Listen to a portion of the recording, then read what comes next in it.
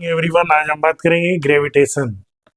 इस gravitation chapter के अंतर्गत हम पढ़ेंगे एक टॉपिक है escape velocity.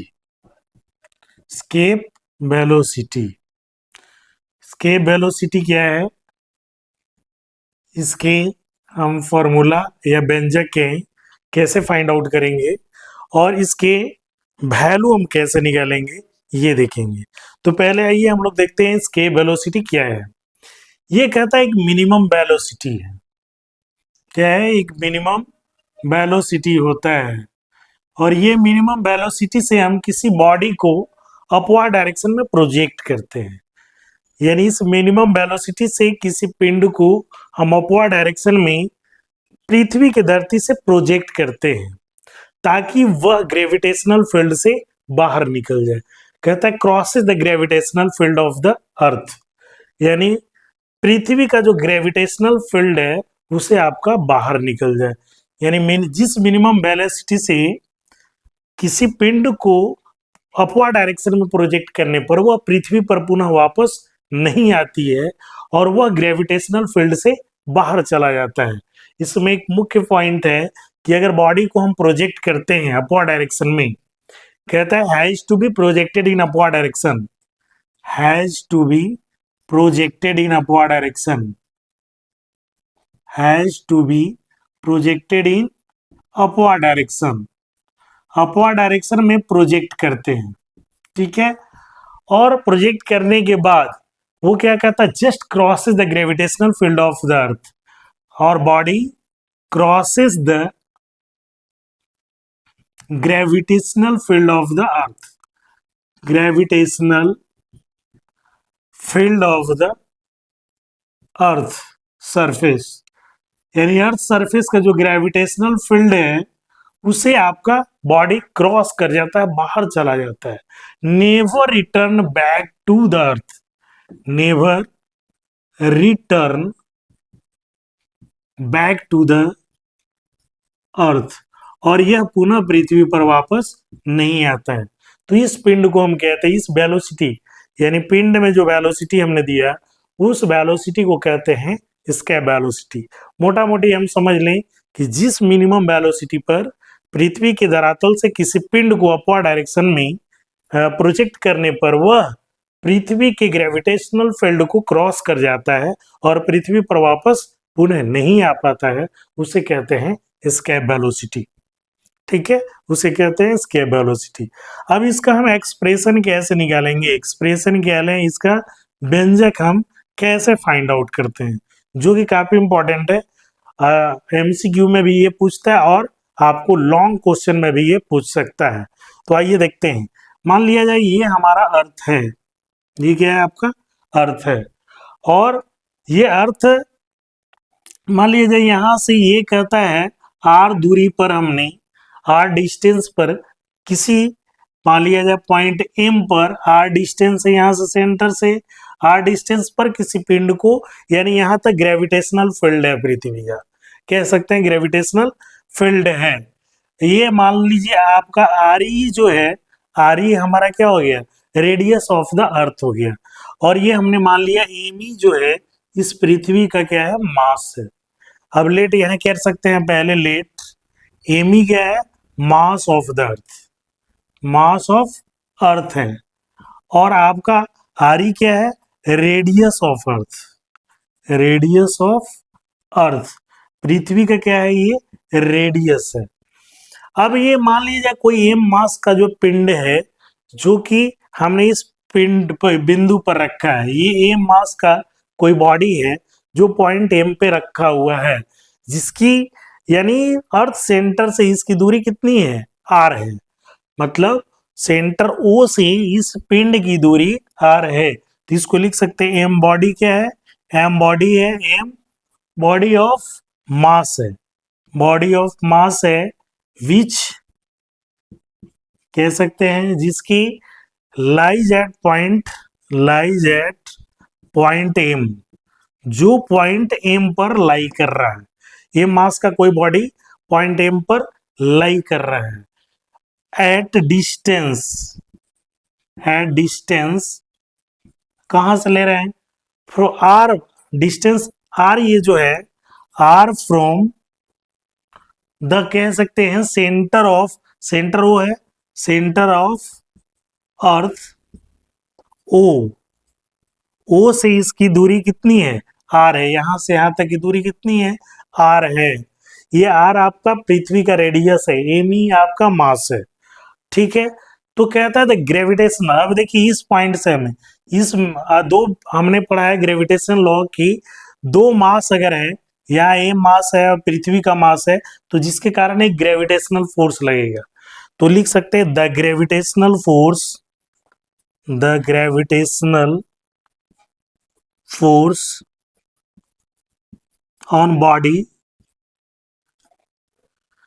On body due to earth, due to क्या हो जाएगा अर्थ के कारण इस पर जो ग्रेविटेशनल फोर्स लगेगा इस पिंड पे जो एम पर है, तो वहां पर क्या फॉर्मूला हो जाएगा F equal to G, G होता है M E into M upon क्या हो जाएगा आर का स्क्वायर, ये डिस्टेंस, ये पूरा डिस्टेंस आर का स्क्वायर, यानी यहां से यहां तक का डिस्टेंस जो आर दूरी पर है, हमने पहले भी पढ़ रखा है कि अगर दो पिंड है और यहाँ पर मान लो m1 है और ये m2 है और दोनों के बीच की दूरी आर है, तो यहाँ जो होता है F equal to G m1 m2 upon R square हो जाता है। तो यहाँ भी दो मास है, ये पिंड एम मास का है और पृथ्वी का मास है, तो यहाँ पर जो आपका ग्रेविटेशनल फोर्स लगेगा G equal to M E into M बटा आर स्क्वायर हो जाएगा। अब कहता है ये एम पॉइंट पे था, यहां से हम स्मॉल डिस्टेंस इसको डिस्प्लेस्ड करते हैं, मान लो एन पर ले जाते हैं, इसी पिंड को यहां से डिस्प्लेस्ड करते हैं, ये ग्रेविटेशनल से अगेंस्ट में ले जा रहा है तो कुछ वर्क डन करना पड़ेगा।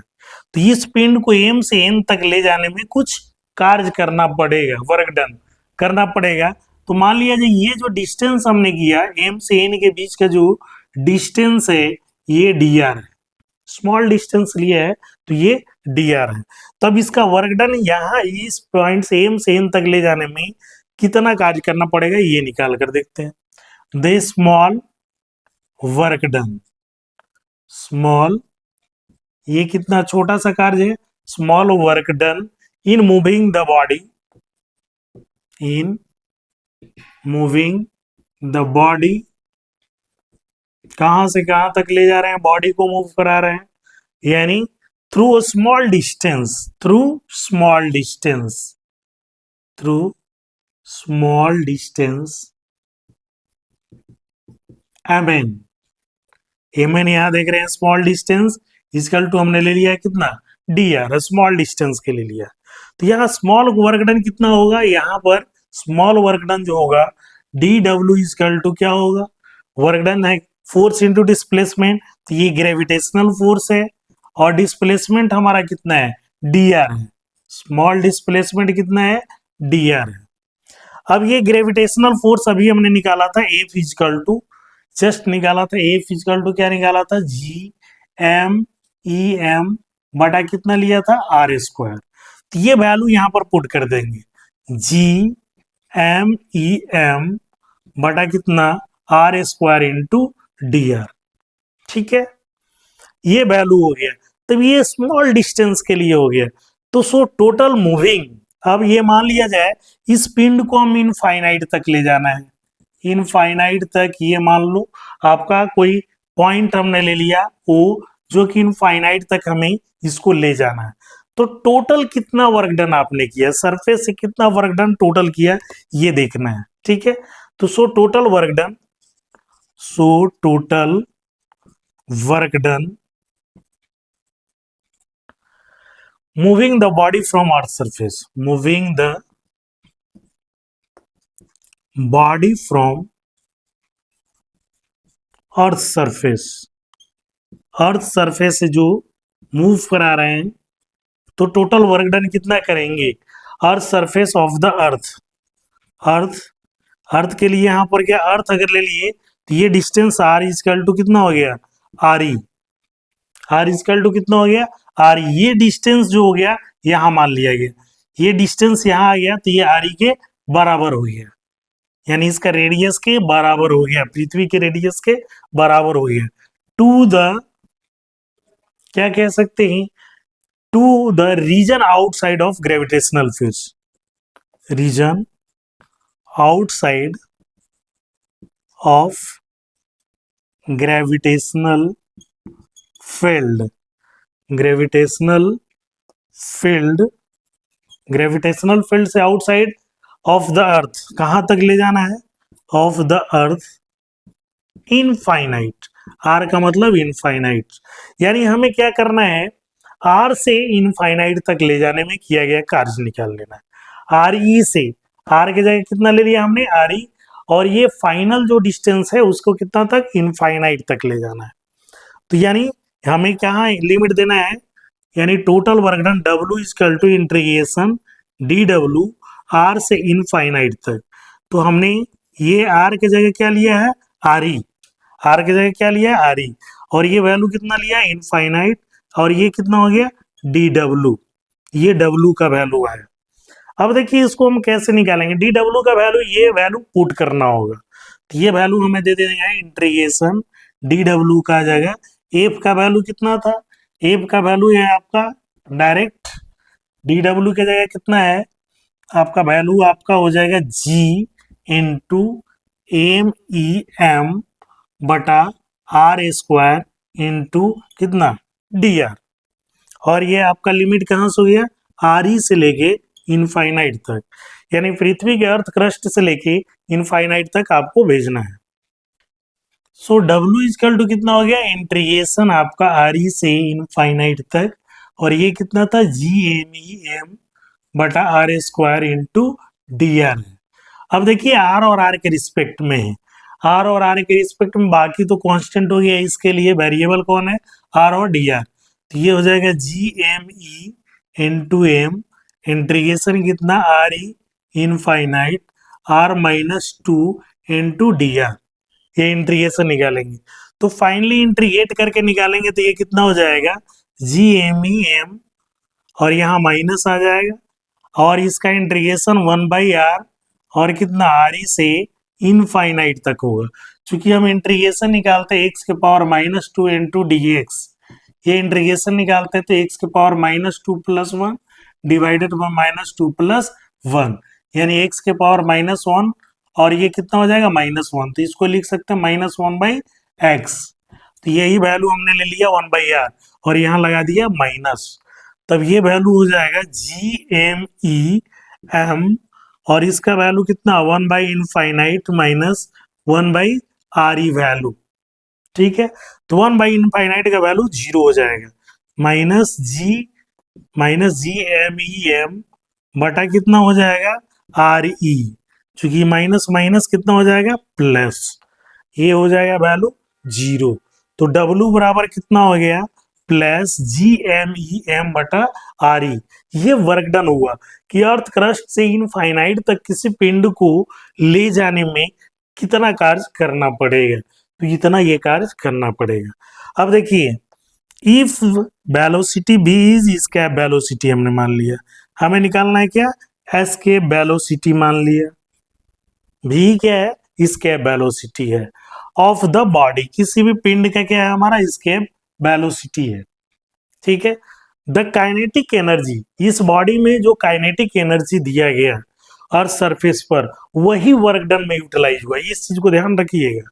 कहता है काइनेटिक एनर्जी, काइनेटिक एनर्जी कितना हो जाएगा भाई, यहाँ हाफ, अगर ये एम भी का स्क्वायर जो ये काइनेटिक एनर्जी है, to the given body, given body at earth surface, earth surface पर जो बॉडी में काइनेटिक एनर्जी दिया गया, वही क्या किया, will be utilize to, will be utilize to perform work, वही वर्क में परफॉर्म हुआ, यानी जो काइनेटिक एनर्जी है वो वर्क डन में कन्वर्ट हो जाएगा, आपका कितना हो जाएगा। सो ये काइनेटिक एनर्जी है half M B E square, जो होगा आपका वर्क डन कितना हो गया, G M E into M बटा आर ई के बराबर हो गया। अब देखिए एम से एम कैंसिल हो गया, तो आपका डायरेक्ट जो वैल्यू आएगा यानी v इजिकल टू कितना वैल्यू आ जाएगा, डायरेक्ट हम लिख दे रहे हैं वैल्यू डायरेक्ट, अंडर रूट कितना हो जाएगा 2gme बटा कितना हो जाएगा आर ई, यानी यही इसके वेलोसिटी आपका आ गया 2gme बटा आर ई। आप इसको कैलकुलेट करेंगे तो देखेंगे अंडर रूट 2gme बटा आर ई हो जाएगा। अब इसका वैल्यू हम स्मॉल जी के टर्म में निकालेंगे। स्मॉल जी के टर्म में कैसे निकालेंगे, इन टर्म ऑफ स्मॉल जी। तो आप पढ़ चुके हैं कि g इजिकल टू क्या होता है GME बटा कितना होता है आर स्क्वायर। आर का मतलब यहाँ पृथ्वी से लेंगे तो आर ई का स्क्वायर हो जाएगा पृथ्वी के लिए। तब ये देखिए वैल्यू कितना हो जाएगा GME इजिकल टू GRE का स्क्वायर आएगा, ये वैल्यू आएगा। और अभी हमने वैल्यू जो निकाला है ये वैल्यू चूंकि v इजिकल टू हमने निकाला है अंडर रूट 2GME बटा कितना निकाला है RE, 2GME बटा RE। तो यहाँ GME का वैल्यू हम इतना पुट कर सकते हैं, तो ये कितना हो जाएगा 2 अंडर रूट इस वैल्यू, ये वैल्यू यहाँ है तो ये वैल्यू लिख सकते हैं 2GRE का स्क्वायर अपॉन RE। तो RE से RE ये कैंसिल हो जाएगा, तो बचा क्या अंडर रूट 2GRE, यानी ये स्मॉल जी के टर्म में इसका वैल्यू आ गया। कभी कभी पूछेगा इसके वेलोसिटी इजिकल टू क्या होता है, तो इसके velocity v is equal to 2GR लिखा मिलेगा आपको, अंडर रूट 2GR। यह v से इसका वेलोसिटी, r का मतलब रेडियस ऑफ द अर्थ। तो इसके वेलोसिटी v इजिकल टू क्या हो गया अंडर रूट 2GRE। हमने बोला था इसका वैल्यू फाइंड आउट कैसे करेंगे, तो चूंकि पुटिंग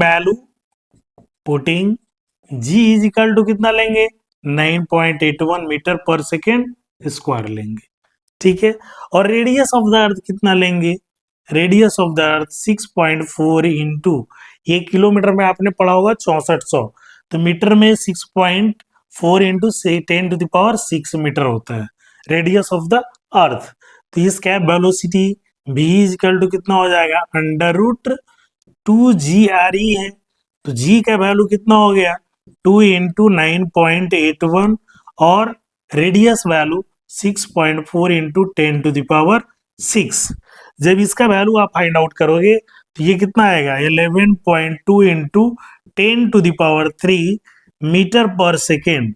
अब यही चीज किलोमीटर में आपका 11.2 किलोमीटर पर सेकेंड, यानी इसके वेलोसिटी पृथ्वी के लिए होता है, पृथ्वी पर इसका वेलोसिटी कितना होता है 11.2 किलोमीटर पर सेकेंड। यानी पृथ्वी के धरातल से किसी पिंड को 11.2 मीटर पर सेकेंड के वेग से ऊपर फेंका जाएगा तो वो पृथ्वी पर वापस लौटकर नहीं आएगा, यानी वो ग्रेविटेशनल फील्ड को क्रॉस करके स्पेस में चला जाएगा। ये इसका वेलोसिटी है, पृथ्वी के लिए इसका वेलोसिटी का वैल्यू 11.2 किलोमीटर पर सेकेंड होता है। अब आपके लिए एक टास्क है, आप निकालेंगे डेंसिटी के टर्म में इसका वेलोसिटी क्या होता है, टू फाइंड द v यानी इसका velocity of density of earth. आप ये फाइंड आउट करेंगे, अगर नहीं निकलता है, अगर आप फाइंड आउट नहीं करते हैं तो आप कमेंट बॉक्स में डालेंगे, मैं इसको फाइंड आउट कर दूंगा। धन्यवाद।